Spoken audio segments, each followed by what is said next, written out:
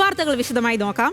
ആഗോള അയ്യപ്പ സംഗമത്തിൽ പങ്കെടുക്കണമോ എന്നതിൽ UDF തീരുമാനം നാളെ ഉണ്ടാകും. വിഷയത്തിൽ എല്ലാ വശങ്ങളും പരിശോധിക്കണമെന്ന അഭിപ്രായമാണ് ഇന്ന് ചേർന്ന നേതൃയോഗത്തിൽ ഉണ്ടായത്.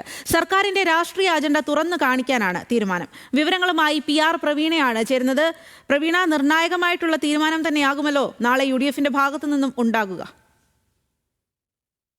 അയ്യപ്പ സംഗമം സർക്കാരിന്റെ രാഷ്ട്രീയ നീക്കമാണെന്ന് തുടക്കം മുതൽ തന്നെ UDF ആരോപിച്ചിരുന്നു. പക്ഷേ പലവിധ സംഘടനകൾ, സാമുദായിക സാംസ്കാരിക സംഘടനകളൊക്കെ പിന്തുണ പ്രഖ്യാപിച്ച സ്ഥിതിക്ക് ഇതിനോട് എങ്ങനെയാകണം തുടർന്നുള്ള നടപടികൾ, സഹകരിക്കണോ വേണ്ടയോ എന്നുള്ള കാര്യത്തിലടക്കം തീരുമാനമെടുക്കാനാണ് അടിയന്തരമായി ഓൺലൈൻ യോഗം UDF ചേർന്നത്.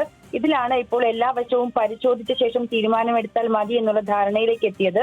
എന്തായാലും രാഷ്ട്രീയ തീരുമാനം നാളെ തന്നെ പ്രഖ്യാപിക്കും. ഇത് സർക്കാരിന്റെ രാഷ്ട്രീയ അജണ്ടയാണ് എന്നുള്ള കാര്യം മുൻനിർത്തിയിട്ടുള്ള തീരുമാനമാകും ഉണ്ടാകുക. ഇത് പ്രഖ്യാപിക്കുന്നതിന് വേണ്ടി നാളെ UDF കൺവീനറും അതുപോലെ തന്നെ പ്രതിപക്ഷ നേതാവും മാധ്യമങ്ങളെ കാണുന്നുണ്ട്. ശരി പ്രവീണ, ആഗോള അയ്യപ്പ സംഗമത്തിൽ പങ്കെടുക്കണമോ എന്നതിലാണ് UDFന്റെ തീരുമാനം നാളെ ഉണ്ടാകുമെന്നുള്ള നിർണായകമായിട്ടുള്ള വിവരം പുറത്തേക്ക് വരുന്നത്.